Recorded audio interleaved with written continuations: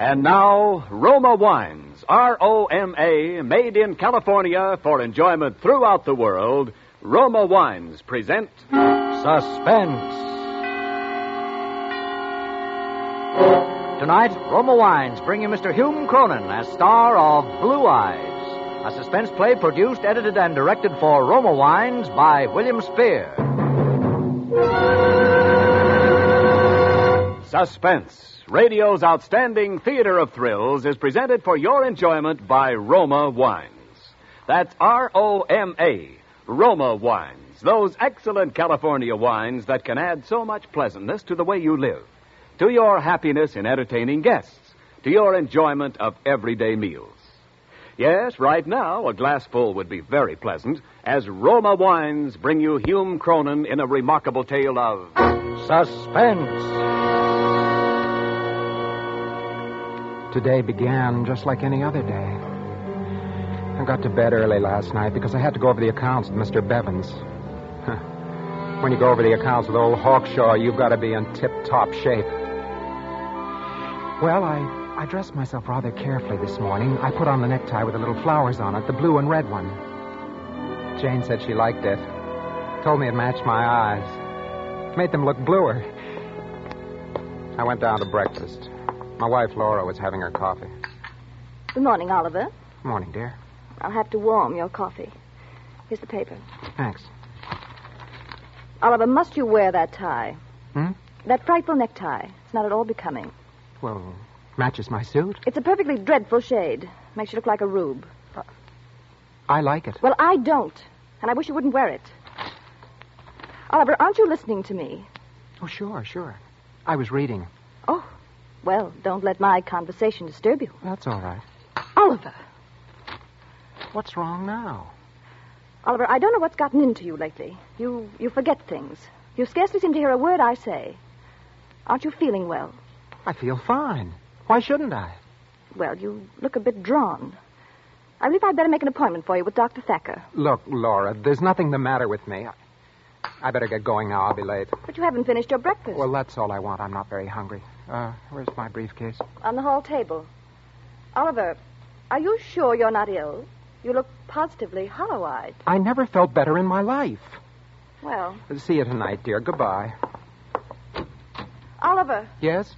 I hope you'll all... Oh, nothing. Goodbye. Laura was like that. A chronic worrier.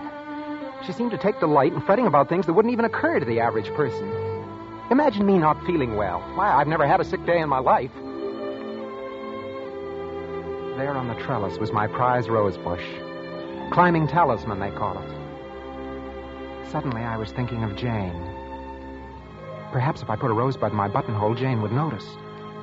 She'd say something about how the scent matched her perfume, and maybe we'd talk about roses. And I could impress her, because I know quite a lot about roses.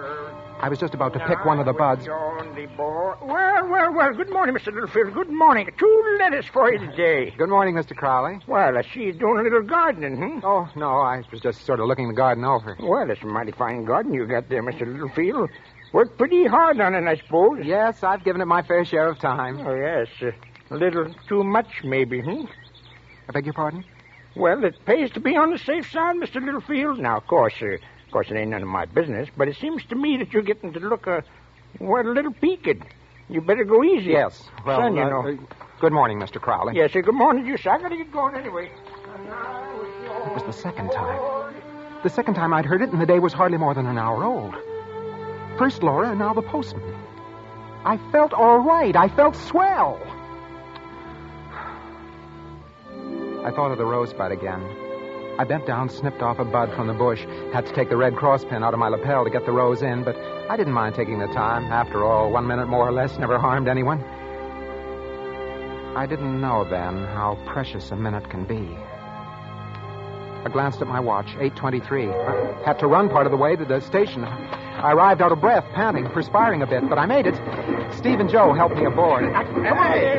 Oliver, you ought to get an earlier start in the morning. I was delayed at the house. Boy, listen to old Ollie wheeze. And you're the guy who used to be a track star in high school. Where's the old wind, Ollie? I'm all right. Just a second now. Now, seriously, Oliver, it's dangerous business for a man of your age to be running around that way. Man of my age. Listen to him. You'd think I was 80. Say, know what you need? Maxidrine. Pep you up, make you feel like a million. I tell you, there's nothing wrong with me. I got 2 or 3 here with me. A little box, a pocket here somewhere. Ah, here we are. Let me make a little present. Non-habit forming, you know. Maxidrine? What do I want with Maxidrine? Just you keep them in your pocket. Take a half of one with some water when you get that sagged out feeling, you know? Pep you up like a million, make a new man out of you. It's getting to be just like a club. All you had to do to get a membership was to smile at me and say, Mr. Littlefield, you look a little sick. Mr. Littlefield, you look a little peaked. Mr. Littlefield, why don't you just find some nice quiet corner and go and curl up and die? Mr. Littlefield. It was 9 o'clock when I got to the office. I noticed a lumpy feeling in my solar plexus. Right here, a little on the left by my heart. It was just indigestion, of course. I got my accounts together and I went into Mr. Bevan's outer office. There was Jane at her desk. She looked lovely this morning. Sunlight coming through the Venetian blinds seemed to blend with her blonde hair. All at once, I wondered why I'd ever married Laura. Sunlight never did anything to her hair. Jane was busy and didn't see me come in. I coughed. Lightly. Oh, Mr. Littlefield, good morning. Good morning, Jane. I heard you cough. Do you have a cold? No, I haven't a cold. I never felt better in my life. Well, I'm sorry, Mr. Littlefield. I just thought... Forgive me, Jane. I didn't mean to snap at you. I guess I'm a little jumpy this morning. Well, I can understand you're being jumpy. Mr. Bevins can certainly be an old bear if he finds a mistake in the books. He certainly can. But I wouldn't worry. You're well dressed for the occasion. That rose in your lapel should appeal to his more pleasant side. That is, if he has a more pleasant side. Just happened to notice the bud in one of the bushes in the garden this morning. I don't know why I wore it. It looks very nice. Thank you. It's a climbing talisman. Do you know anything about roses? No, I'm afraid not. They're my favorite flower, though. I grow them as a hobby. I had some exhibited once. Oh, you must be quite a gardener. Oh, no, I'm not really. You see, there isn't a lot to growing a good rose. You just have to watch your soil carefully. Irrigate, of course. And roses take a lot of spraying, too. Oh, I see. And let me tell you, if you intend to exhibit your flowers, there mustn't be any evidence of insect damage. You see, a rose is judged first by its form and color, then substance, then... Excuse me. Oh, of course.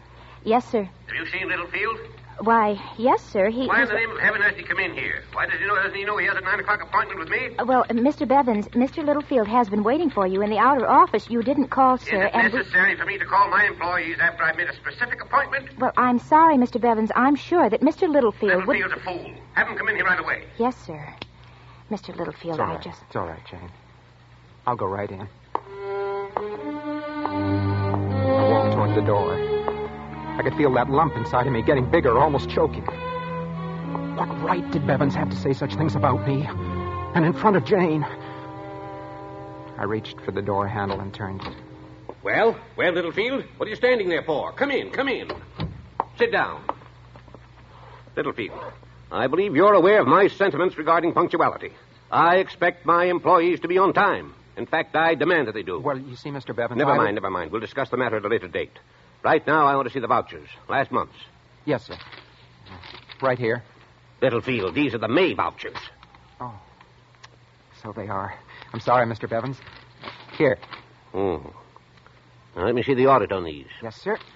Not the sales slips, Littlefield, the audit. Oh. What the devil's wrong with you, man? What? A person would think you are completely addled. Addled? Well, I'm not addled. And I'm not a fool, either. You had no right to call me that, you understand?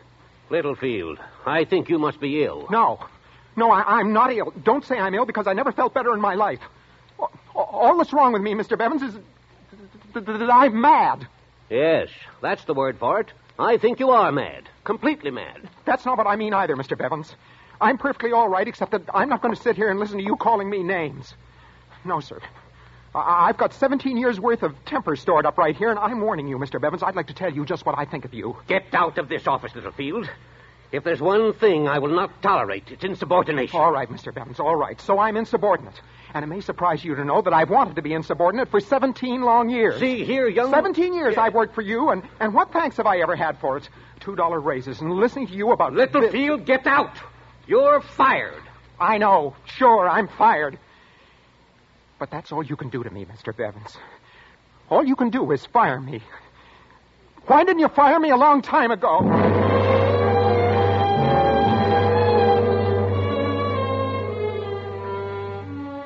So there I was, out of a job. What was the next step? I couldn't go home in the middle of the day. Well, I could, but you don't know Laura. Never would have been able to explain it to her. She wouldn't have understood. She never understood anything. With her, it was payday, the bridge club, a new hat for Easter. Everything suburban, everything in a rut, always in a rut. Oh, I went back and sat in my office to think. After a little while, I got up and went to the water cooler, pulled my handkerchief out to wipe off my hands, and something fell out of my pocket. It was that little pill box. I opened it. There were 3.5 of those Maxidrines in it. I swallowed them all. I sat down, and in a little I began to feel clear in my mind. My life with this awful, deadly grind, because I was married to Laura. She was the cause of all my unhappiness, the cause of my failure, the reason for my losing my job. Something would have to be done about Laura. Why not eliminate the cause? That was it. Eliminate the cause and you have the situation licked. Eliminate the cause. Suddenly my mind was made up. I must kill Laura.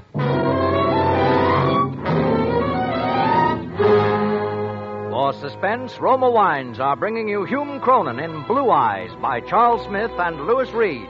Roma Wines' presentation tonight in radio's outstanding theater of thrills, Suspense.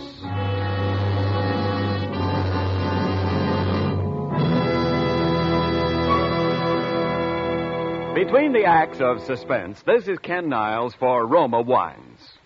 Every great artist creates many fine paintings, but there is usually one picture in which the artist's talents combine magnificently to produce a masterpiece. It is frequently so with wines. Long famed for the excellence of Roma wines, Roma, America's greatest vintner, has created a limited bottling of outstanding character, Grand Estate wines, each a masterpiece of fine winemaking.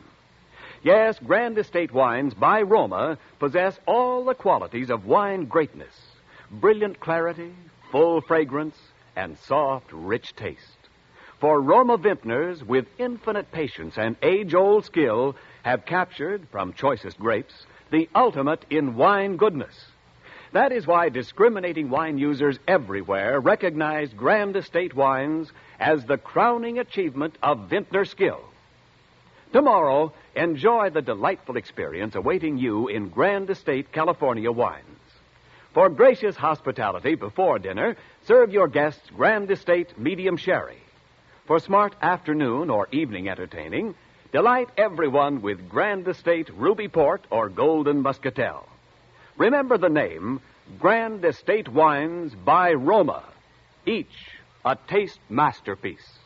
And now, Roma Wines bring back to our Hollywood soundstage Hume Cronin, who, as Oliver Littlefield in Blue Eyes, continues a narrative well calculated to keep you in suspense.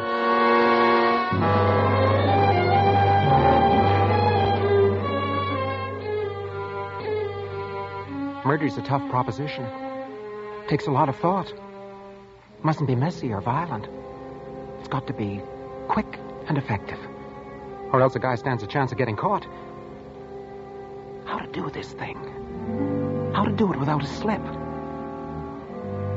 Suddenly I had it. Laura took some medicine every night at bedtime. 2 tablespoons of powder that Dr. Thacker had prescribed for her and a glass of warm milk. If I were to get some poison that looked like that powder and substitute... Yes. That was perfect. It couldn't miss. Quick and effective.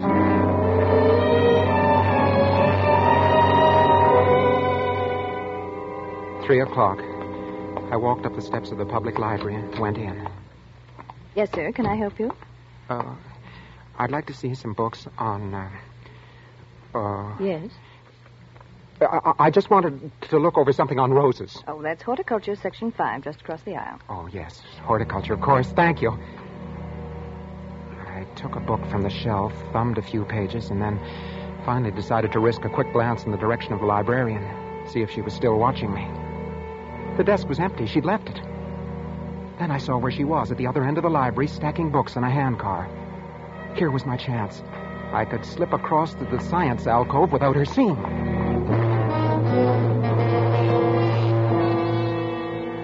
I went to the section marked Science, Medicine. Looked in the card index file under P. Pharmacology. Here it is. Pharmacology and Therapeutics by Walter A. Bastido, Ph.G., M.D. Someday I'm going to look up those initials and find out what they mean. I found the book. The index said, look under hydrocyanate acid and cyanate. And there it was. Cyanate, used as intensifier in photographic development. 2.5 grains of this cyanate is reckoned to be a lethal dose. I could buy the stuff in a photographic store. 2.5 grains. Fatal. Pardon me, sir. Oh, yes? I'd like to put these books away if I may. Oh, you're the gentleman who was looking for books on roses. Yes, I was. Well, I'm afraid you're in the wrong department, sir. I told you a moment ago you'll find everything on roses. Oh, it was clumsy of me. I'm terribly sorry, sir. Oh, it's all right. It's my fault. I was in the way. Oh, you dropped your book. Here. Thank you. What? This isn't a book on roses at all. It's pharmacology. Oh, well, what do you know about that? I must have picked up the wrong book somewhere. Yes, you must have. She stared at me as I put the book back on the shelf. I turned and walked away. I could feel her eyes following me through the door. I was conscious of that lump under my heart again. Felt heavy and hard like a rock. And there was a dryness in my throat, too. I swallowed a few times to get rid of it. At 4th and Sutter, there's a photographic supply place. Good afternoon, sir. Good afternoon. I'd like some cyanate, please. Oh, how much do you want, sir? Oh, enough to treat some negatives with. Quite a few negatives. Yeah, about 2 pounds? Yes, I think that'll be fine. Well, I'll wait for you. What kind of camera have you been using? What? Oh, I have a Brownie camera. Brownie, eh? Yeah. A lot of people are going back to them since the war. You can take good pictures with a box camera if you use it right. You know what they say. It's not the camera, but the man behind the camera that makes the picture. Yes. What size negative do you shoot with it? Negatives? Well, as far as negatives go, I 2 1/4 by 3 1/4, probably. That's what most brownies take. Yes, that's the size. I wasn't going to be able to keep this up much longer. I was bound to make a slip sooner or later. Couldn't say I was in a hurry. He might get suspicious. A man buying poison shouldn't ever be in a hurry. Why was he taking so long? I could feel perspiration on my forehead, cold and damp. The room began to look lopsided. Everything seemed to be swaying. Grip the counter with both hands. Grip it tightly. Now smile. Yeah. Here you are, sir. That'd be 57 cents. Yes, here. Thank you. Hey, just a minute. Hey, mister. Hey. I heard him shout after me, but I kept right on walking, faster. So a photographic studio was just like a drugstore after all. If you bought poison, you had to sign for it. Well, I wasn't going to. No, sir, I wasn't going to. I ducked around the corner. Hey, mister. Hey, officer, you see a fellow just come out of here? What fella? Gray suit, blue tie, rose in the buttonhole. No. Well, he's gone. Now, what do you make of that? The guy gives me a 20 instead of a 1 and disappears. Well, I can do business like that all day long. I won't forget that, gent. No, sir.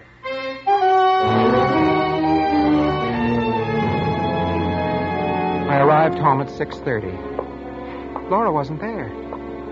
The table wasn't set. Well, she was probably late shopping. I went upstairs and found the bottle in the medicine chest. The cyanate matched the powder in the bottle perfectly. She'd never be able to tell the difference. I poured half the bottle's contents into the sink, marked with my finger the level of the medicine, and then refilled the bottle with cyanate up to the mark and shook it so as to mix it thoroughly. I emptied the rest of the poison in the sink, and I let the water run for a minute. There. It was done.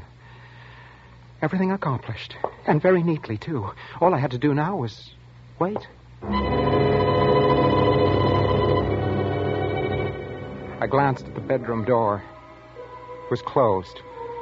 All the doors on the second floor were closed. That's another thing. That's another thing I hated about Laura. So precise about her housekeeping, everything in its place, even to closing doors when a room wasn't in use. I went back downstairs and I tried to light a cigarette. My hands were beginning to shake. Nerves again.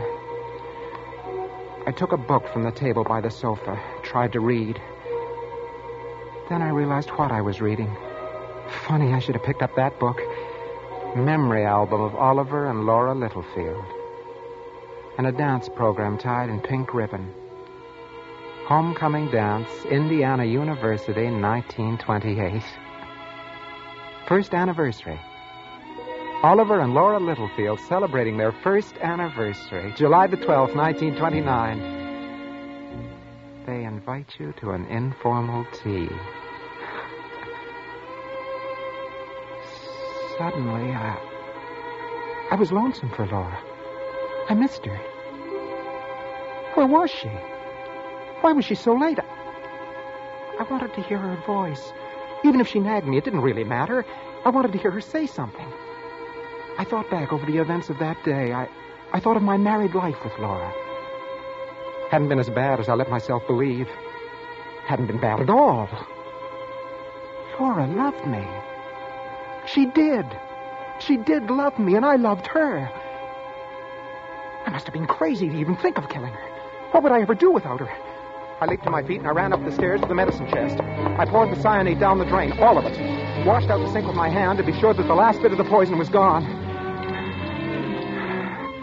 After that, I was calmer again. I guess I'd come to my senses.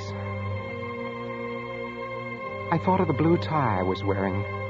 The one Laura didn't like. I changed that before dinner. I opened the door of the bedroom and... Then I saw her. Sprawled on the bed, her face distorted in pain. I went to the bed and I shook her. Laura! Laura! She didn't move. She was cold, terribly cold.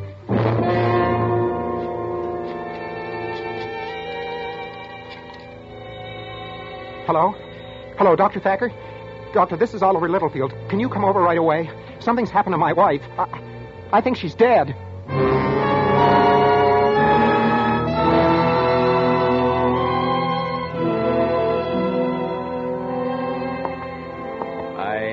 I'm afraid you were right, Mr. Littlefield.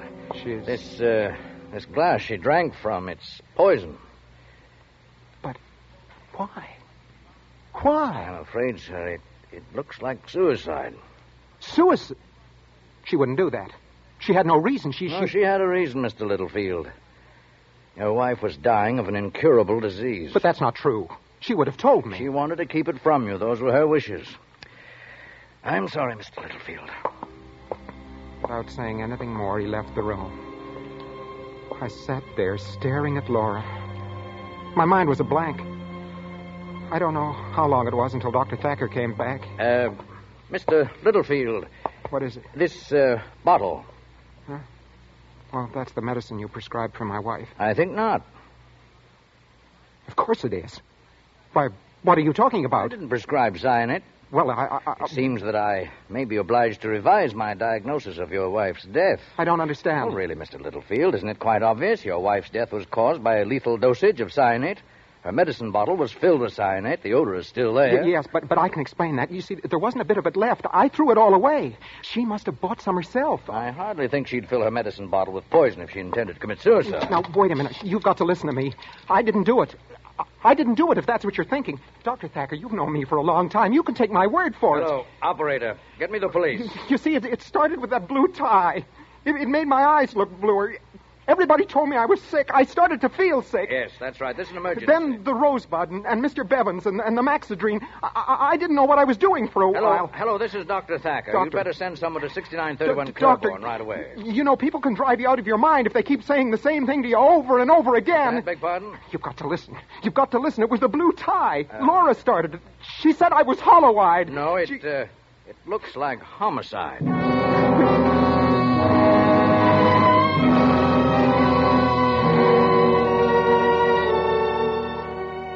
12 hours. It all happened in 12 short hours. But since then, the hours have been long, endless eternity. How long will I have to wait? How long until they file out of that room and tell me what I already know? The coroner's jury found that Laura Littlefield met her death by poisoning. It's recommended that her husband, Oliver Littlefield, be held to answer. I can hear it now. There's no other verdict. The testimony of the librarian, the clerk at the photographic store, the doctor. Powerful evidence that lies. Damning evidence that'll send Oliver Littlefield to the electric chair. Mr. Littlefield, it's all over. I knew it. I knew what you would find. The coroner's jury found the testimony of the librarian, the clerk, and the rest convincing. Undeniable. And, of course, the presence of the glass of poison at your wife's bedside was confusing. Undoubtedly, she had intended to commit suicide. But, of course, we know now that she didn't. When will I be arrested? That is a matter for the police. If they decide to prosecute, of course, under the circumstances... Circumstantial evidence. I didn't murder my wife. I didn't. Of course not, Mr. Littlefield. The autopsy settled that. Not a single trace of poison in the body. She died as a result of her illness. No poison? No poison, and lucky for you, Mr. Littlefield. Because if she'd committed suicide as she planned, just how would you have been able to prove your innocence, Mr. Littlefield? Just exactly how?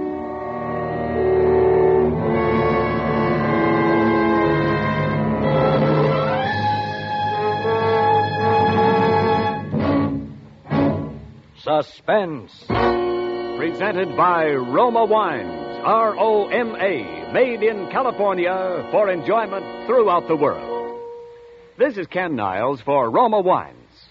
One more day to Labor Day weekend, the traditional occasion for tasty outdoor barbecues or picnics, and your last chance to select the delicious Grand Estate wines that can add so much pleasure and good taste to your holiday dining. Yes, Grand Estate wines are becoming the choice of discriminating wine users everywhere. For in Grand Estate wines by Roma, you enjoy the brilliant clarity, full fragrance, and mellow taste that distinguish truly great wines. Your first sip of Grand Estate wine will convince you that in Grand Estate there is a difference born of choicest grapes and the patient, priceless skill of Roma, America's greatest vintner. So this weekend, enjoy the magnificent taste harmony of Grand Estate California Burgundy and juicy charcoal broiled steaks or grilled hamburgers. Or bring out the full flavor of chicken with glorious Grand Estate California Sauterne. Remember the name Grand Estate Wines by Roma, crowning achievement of vintner skill. Hume Cronin appeared through the courtesy of Metro-Goldwyn-Mayer, producers of the Technicolor musical Holiday in Mexico.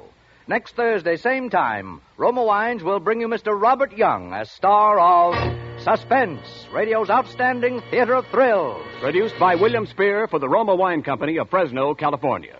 This is CBS, the Columbia Broadcasting System.